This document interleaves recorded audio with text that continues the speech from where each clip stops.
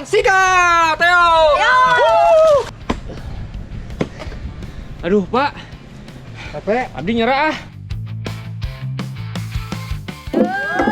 Orang jaga lainnya. Asik.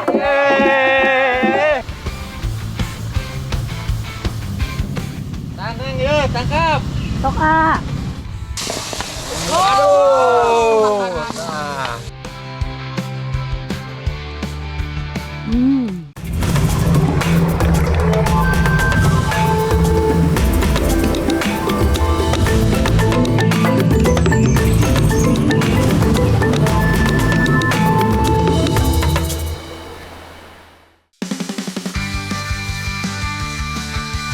Masih berada di desa Situmulya, Abdi akan mengajak anak negeri semua mencari binatang bercangkang penghuni sawah Cisitu.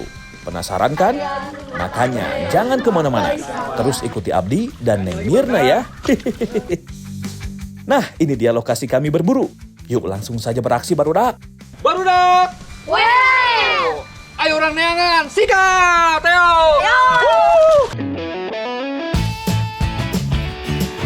Lihat anak negeri, Abdi punya cara unik untuk mencari binatang bercangkang yang hidup di lumpur ini. Cukup dengan merabanya dengan kaki seperti ini saja. Rasakan, lalu jepit menggunakan ibu jari kaki. Dapat, Mak? Barudak, Mak, dapat tak? Nah, anak negeri. Kali ini kita lagi cari keong sawah. Ini carinya di sawah yang sudah panen. Nah, kebetulan ini nggak gampang nyarinya. Ada skillnya. Pengen tahu skillnya nih, kayak gini. Dia harus disari dulu pakai kaki. Terus abis itu dijepit. Kayak gini. Baru diangkat. Ya, ayo barudak, cari lagi yang banyak. Ayo, Mak. Ayo cari lagi yang banyak, karena keong sawah seperti ini dianggap hama oleh para petani padi. Serangan keong mas dan keong sawah dapat menyebabkan tanaman padi gagal menghasilkan anakan secara maksimal pada awal pertumbuhannya. Keong memotong dan memakan batang padi pada minggu ketiga setelah masa tanam. Populasi keong dengan kepadatan 3 ekor per meter dapat menyebabkan kerugian yang signifikan anak negeri. Gejala kerusakan akibat keong ini mirip dengan serangan hama tikus. Wah, walau kecil ternyata dapat berakibat fatal dan sangat merugikan petani ya. Karena keong yang kita dapatkan sudah banyak, sekarang waktunya membawanya pulang untuk dimasak. Yuklah langsung saja kita masak, dan ini dia bahan dan bumbu pelengkapnya anak negeri. Pertama-tama setelah dicuci bersih, keong harus direbus terlebih dahulu supaya mudah untuk mengeluarkan daging keongnya nanti. Tong hilap iya uyahna. Oh, buan atuh, Neng. Tadi ya. Seberapa nih, Neng? Nah, sambil menunggu keongnya matang, siapkan dulu bumbu halusnya seperti merica, ketumbar, garam, bawang putih, bawang merah, dan juga kunyit. Selain bumbu halus, juga ada bahan tambahan yang harus diiris terlebih dahulu ya, yaitu wortel, tomat, dan juga jeruk lemon. Teh, iya nggak segolak, Teh? Ya, mohon angkat, A. Angkat. Angkat. Siapa tuh? Rim.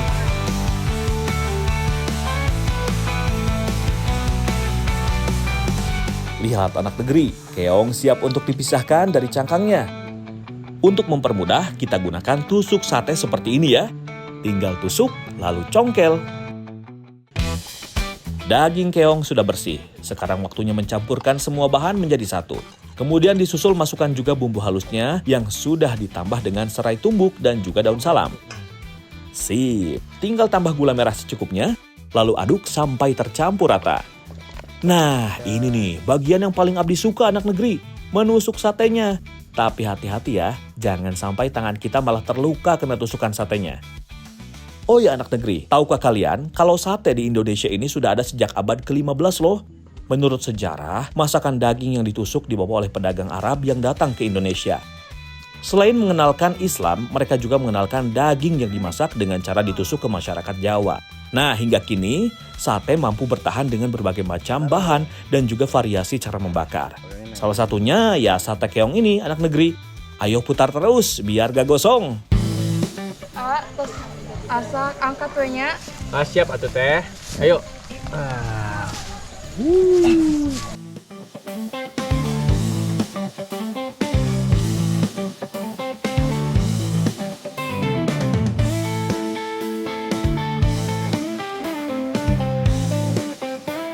Weh, ini sih enak sekali anak negeri. Tipe masakan yang bisa menghabiskan banyak nasi. Gurih, pedas, dan asamnya itu loh, benar-benar berpadu satu pokoknya. Teksturnya yang kenyal dengan tingkat kematangan sempurna, dibalut melimpahnya rempah, benar-benar membuat sate keong ini patut diacungi jempol. Siapa dulu yang masak? Mengkonsumsi keong ini bagus juga buat kesehatan karena mengandung banyak protein. Tapi dengan cara yang benar masaknya. Nah, kalian juga kalau mengkonsumsi ini nggak boleh berlebihan. Karena sesuatu yang berlebihan itu tidak baik. Bener kan, Neng? Iya. Nah, ayo Kang. Kita makan lagi.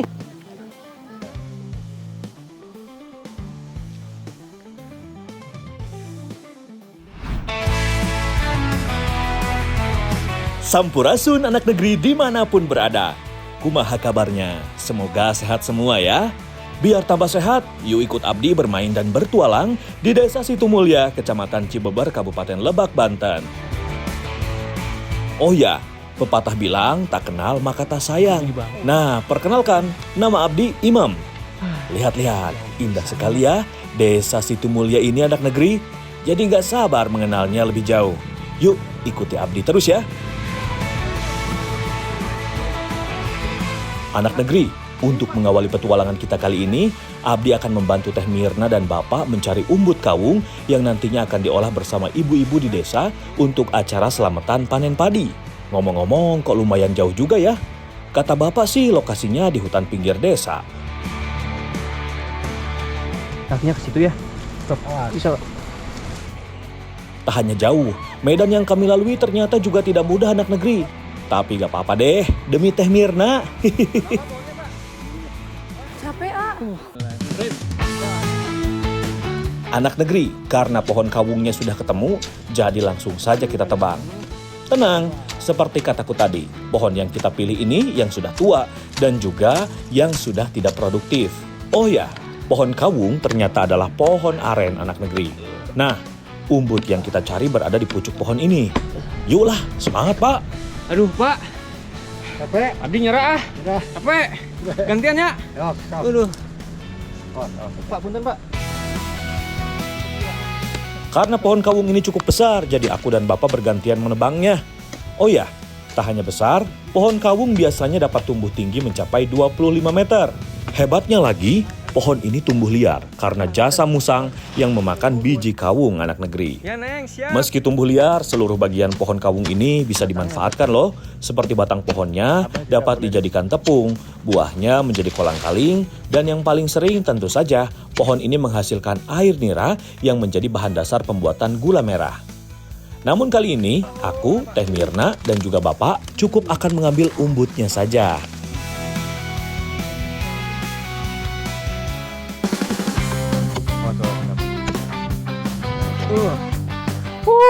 Mantap nih, Neng. Ah, kok keras, Neng. Ih, lain nu eta, ah. Wah, emang bukan ini, Neng. Lain, ah. Salah, ieu mah dah ngadangna nu ieu yeuh. Tah. Salah tuh, Pak. Salah eta mah. Ayo tuh, Pak, ambilin, Pak. Ieu tanu jero na tah. Oh, ini ya. Aduh. Salah. Coba sok, urang. Ayo, Pak. Nah, Nah, coba ya, Pak. Bismillahirrahmanirrahim. ngeunahnya. Ngeunah, Pak. Ngeunah pisan. Anak negeri, ini dia nih namanya umbut kawung. Ini yang dari tadi kita cari. Nah, ini rasanya tuh kayak singkong ya. Nggak asam, tapi nggak terlalu manis banget. Tapi ada manis sedikit. Gimana tuh? Enak ya, Neng? Teh Irna kemana sama Imam teh aya wae urang nungguin kita tadi. Kemana teh datang? Ibu teh, gimana Mas? Itu di ditu. Oh iya. Waduh, gara-gara lokasi pohon kawung yang jauh, ibu-ibu di sini jadi pada nunggu deh. Maaf ya Bu, ya sudah, langsung saja kita masak yuk. Nabi antosan. Ayo, Neng, duduk, Neng. Sok neng atuh duduk. Nah, anak negeri, kali ini kita lagi buat sayur umbut kawung.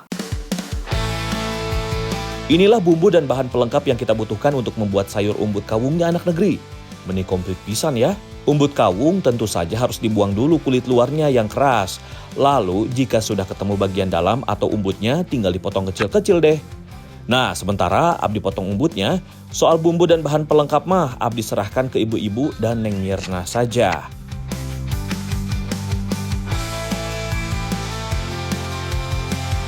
Haluskan bumbu seperti bawang merah, bawang putih, kemiri, merica, garam, dan juga kunyit. Oh ya anak negeri, budaya kuliner menjadi salah satu unsur warisan Indonesia loh yang menjadi ikon makanan khas di suatu daerah. Salah satunya ya sayur umbut kawung ini yang menjadi masakan khas daerah Lebak, Banten. Selain umbut kawung, masyarakat desa Situmulya biasanya menambahkan daun singkong yang masih muda dan juga tempe kedelai. Wah, komplit ya. Kalau untuk lauknya sih cukup siapkan saja ikan asin yang memasaknya dengan cara dibakar. Cacing di perut Abdi semakin gak sabar nih anak negeri.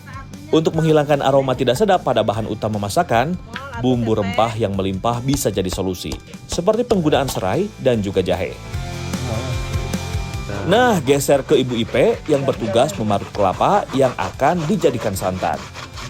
Ayo ibu-ibu, masak yuk. Ayo, masak. Ayo Neng, gerak kita masak.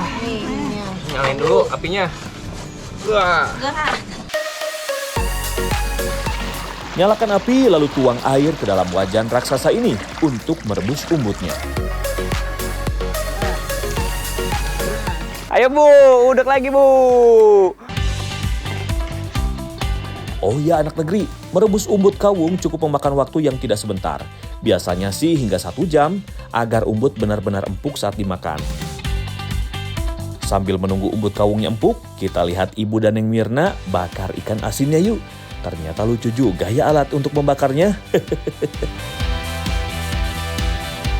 Dengan cara seperti ini tentu saja lebih sehat karena memasaknya tidak menggunakan minyak jika dikonsumsinya dengan benar alias tidak berlebihan.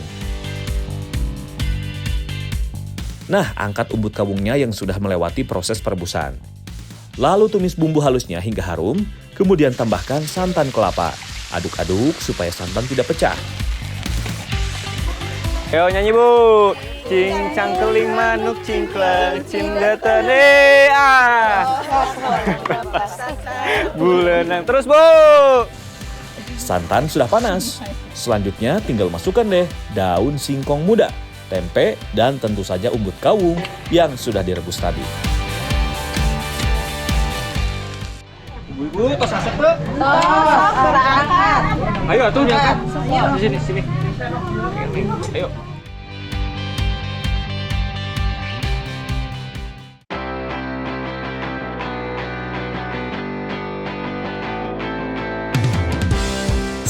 Tenang dan sabar dulu ya anak negeri. Karena Api selaku sesepuh desa harus melakukan ritual dan membaca doa sebelum kita diperbolehkan untuk menyantap umbut kawungnya. Ini semua adalah bentuk rasa syukur terhadap Tuhan Yang Maha Esa karena sudah memberikan nikmat berupa panen yang melimpah.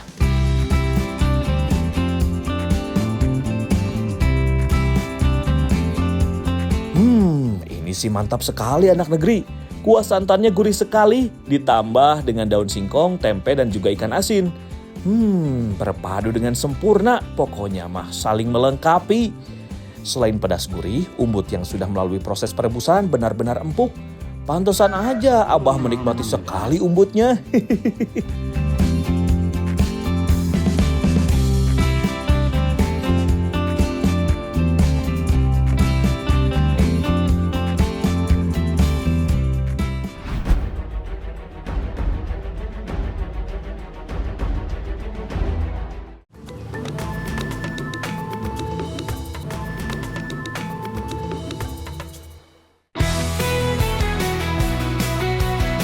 Karena perut sudah terisi dan energi kembali lagi, sekarang waktunya Abdi bantu ibu dan Mang Karya panen padi di sawah miliknya.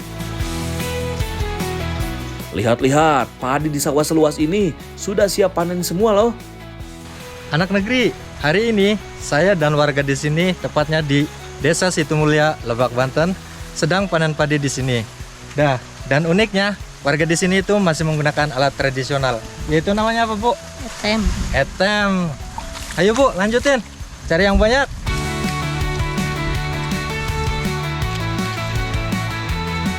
potong tangkai padi dan sisakan sedikit bagiannya untuk tempat mengikat. Oh ya anak negeri, berbeda dari daerah lain, karena di desa Situmulia ini panen padi hanya dilakukan sekali dalam 1 tahun, karena waktu penanaman padi hanya ditentukan oleh kasepuhan dengan memperhitungkan hari baik sesuai kepercayaan. Hebatnya, warga di desa Situmulia ini tak pernah kekurangan beras, walaupun daerah lain beras sedang tidak banyak di pasaran alias langka. Nah, setelah sebagian padi berhasil dipetik, kemudian ikat, satu ikat ini memiliki berat kurang lebih 4 kg anak negeri.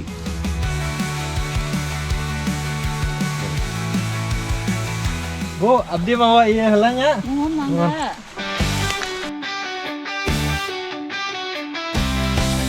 Sip, waktunya membawa pulang padi hasil panen hari ini anak negeri. Waduh, lama-kelamaan kok ternyata berat juga ya.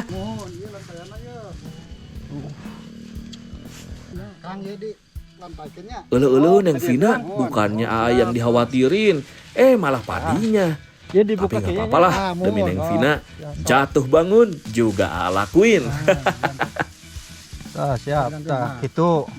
Oh. Nah, padi yang dipanen harus melalui proses penjemuran anak negeri. Kalau masyarakat di sini sih menyebutnya dengan ngelantaikan. Proses penjemuran seperti ini jelas memanfaatkan sinar matahari. Jadi lama waktu penjemurannya tergantung dari sinar matahari.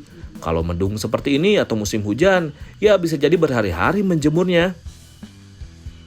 Nu ieu bawanya ke handap. Nu ya. Ya, Oh, siap. engke urang ieu naon teh bawa we ke handap. Kin Taruh di leuit. iya taruh di leuit kin neng nyusul urang bikin kue.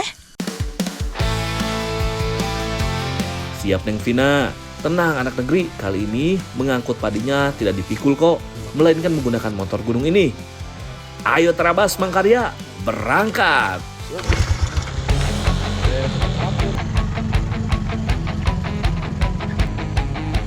Lagi-lagi tidak semudah yang Abdi bayangkan anak negeri. Mengendari motor dengan medan tanah dan bebatuan seperti ini ternyata susah sekali.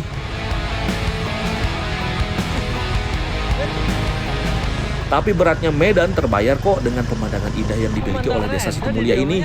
Apalagi udaranya juga sangat sejuk. Oh, di dia. Sampai Kang. Mohon. Ya lihatna. Lumayan jauhnya. Mohon jauh. Ya kena lubung tadinya. Nah, ini leuit anak negeri. Bangunan yang mirip rumah ini adalah tempat untuk menyimpan padi. Uniknya, padi yang dipanen di desa Situmulia ini tidak boleh dijual di luar desa dan harus disimpan di leuit ini. Makanya masyarakat desa Situmulia tak pernah kekurangan beras karena padi yang disimpan di leuit ini bisa bertahan hingga 10 tahun lebih untuk memenuhi kebutuhan beras setiap warga desa. Tutup. Saya tutup dulu ya. Oh, sok.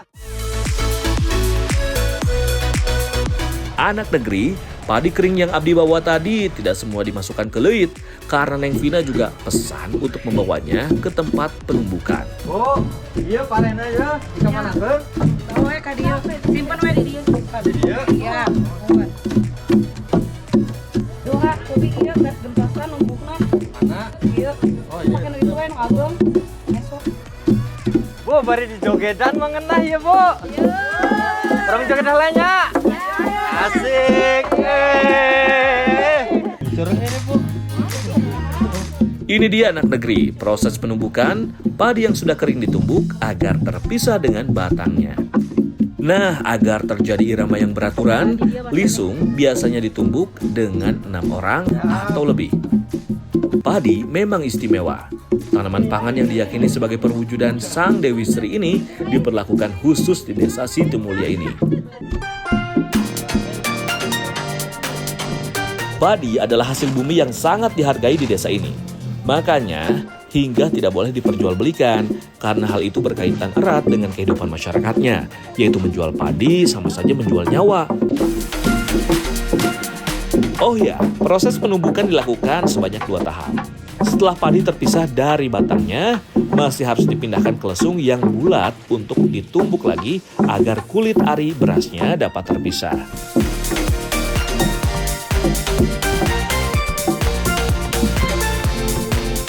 Setelah ditumbuk, masih harus ditampis sekali lagi supaya beras yang akan kita makan nanti benar-benar bersih dan tidak tercampur dengan benda lain.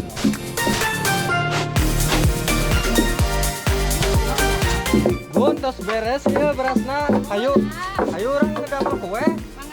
Ayo, Bu.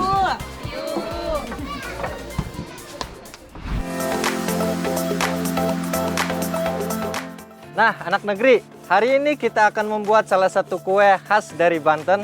Namanya apa, Bu? Kue pasung. Kue pasung. Untuk membuat kue pasung ini, bahan-bahannya sih cukup sederhana. Selain beras, tentu saja ada kelapa, gula merah, daun pandan, gula pasir, dan juga pewarna makanan. Ayo Neng, diayak ya. Ayo, taruh simpen ka dieu. Setelah melalui proses penghayakan, tepung berasnya siap digunakan anak negeri. Setelah tepung dicampurkan dengan santan, kemudian pisahkan adonan menjadi 3 wadah untuk diberi pewarna makanan sesuai selera. Adonan yang tadi sudah diberi pewarna dan juga ditambahkan gula pasir, langkah selanjutnya yaitu memasukkannya ke corong yang terbuat dari daun pisang. Awas hati-hati ya saat mengisi corong agar adonan tidak tumpah. Nah, setelah semua corong terisi semua, selanjutnya siap untuk dikukus. Proses pengukusan sendiri tidak lama kok, hanya sekitar 10 hingga 15 menit saja.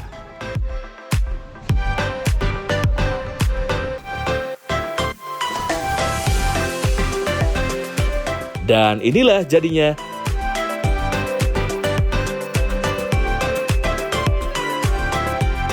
Benar sekali, rasa kue pasung ini manis dan gurih sekali.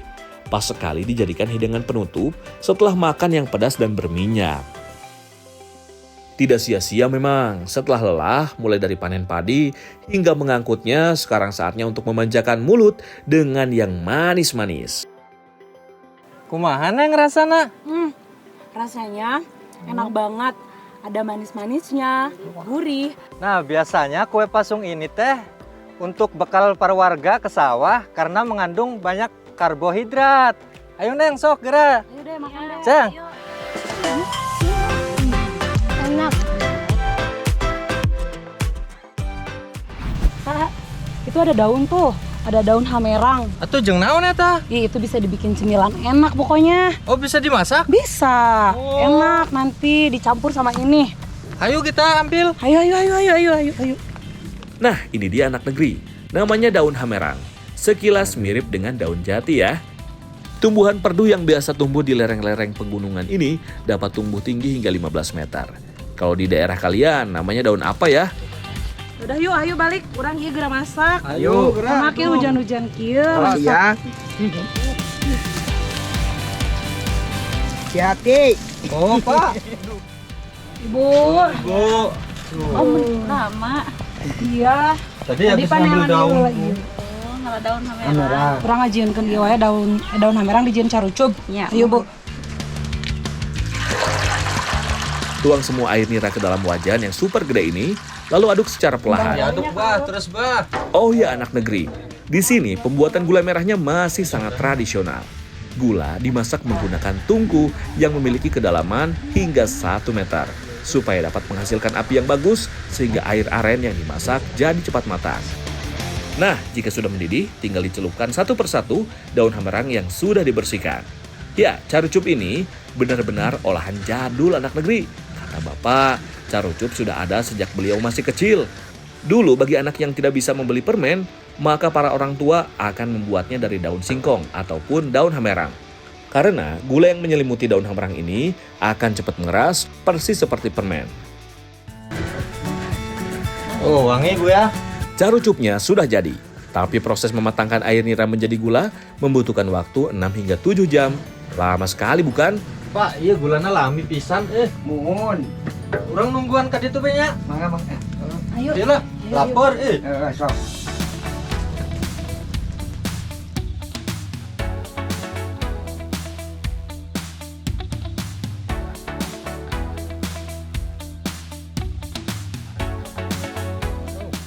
Sederhana tapi sangat memanjakan lidah, alias enak sekali anak negeri. Inilah yang disebut permen jadul. Sensasinya sih mirip seperti makan gulali, pokoknya enak deh. Carucup daun hamerang ini rasanya itu manis, gurih, legit, dan lebih renyah daripada daun singkong. Daun hamerang memiliki banyak serat sehingga bagus untuk pencernaan. Hayu, sok mangga deh. Aduh, enak pisan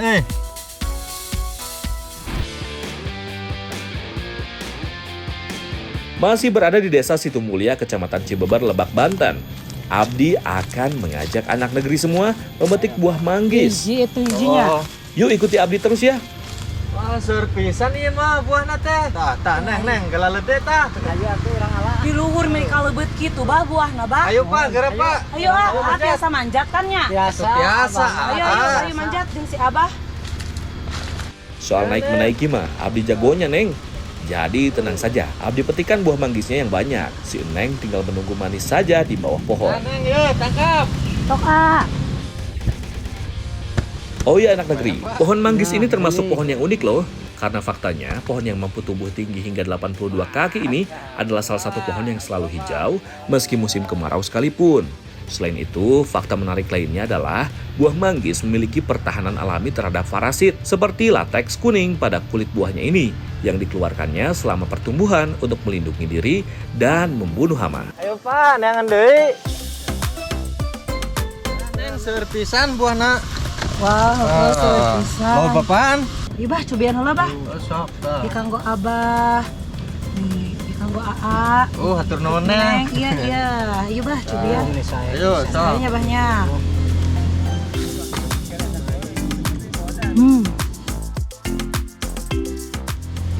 Hah? Cepet pisan ieu mah Neng. Cepet. Oh, Tadi ku AA di maman wae di luhur. tapi tenang naon Neng. Walaupun sepet, nanti kita bikin olahan yang enak nih. Ayolah, bawalah. Ayo bah. Yuk.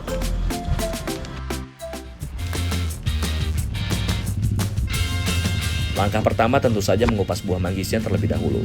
Pisahkan daging buahnya, karena yang kita gunakan dalam masakan ini hanyalah kulitnya saja. Neng Vina dan Ibu Ratih akan menyiapkan bumbu dan bahan pelengkap lainnya. Haluskan bumbu seperti bawang merah, bawang putih, kemiri, ketumbar, merica, dan juga garam. Untuk bahan pelengkapnya, Ibu Ratih menggunakan daging ayam bagian dada. Karena dada ayam memiliki kandungan nutrisi yang sangat baik untuk kesehatan. Cobi A. Terus cekap ieu na. Sok direbus we. Oh, siap Neng. Proses perebusan ini biasanya membutuhkan waktu kurang lebih 1 jam anak negeri. Selain untuk menghilangkan getah, proses perebusan juga dapat membuat kulit manggis menjadi lebih empuk.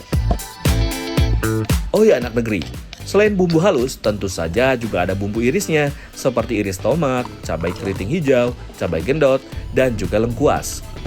Tos asak angkat ke Oh, entos Bu. Ungut tos. Nah, setelah 1 jam perebusan, angkat kulit manggis, kemudian ganti penggorengan untuk menumis bumbu halusnya.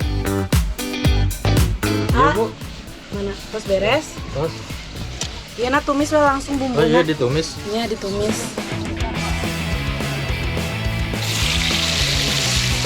Tumis bumbu halus hingga harum.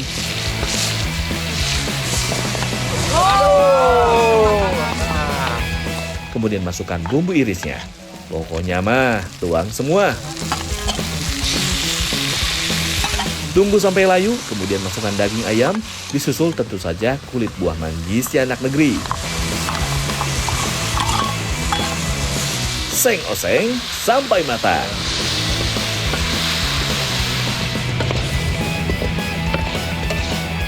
Yang tos asak ya. Tos atau angkat teh. Belakang teh. Tos.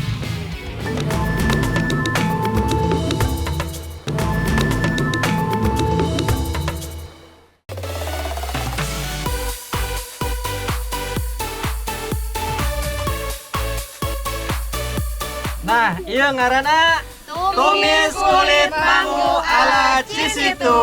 Sok ya geura di Mam. Ayo yuk. Sok ya tah. Makan bersama di alam seperti ini memang sangat nikmat anak negeri. Semilir angin yang sejuk membuat nafsu makan makin bertambah. Apalagi menunya juga seenak ini, tumis kulit manggu. Disantap dengan sepiring nasi panas. Nikmat Tuhan mana lagi yang kau dustakan? Pokoknya mah mantap pisan. Gak nyangka kan, kulit manggis yang biasanya terbuang sia-sia, nyatanya juga bisa menjadi makanan seenak ini. Kulit manggis ini mengandung antioksidan sehingga bagus untuk kesehatan tubuh. Rasanya teh kumaha, Neng? Rasanya agak sedikit sepet tapi enak, bisa dikonsumsi. Enak pisan, Bang? Iya. Nah, sok gerak. Ayo teh, makan lagi.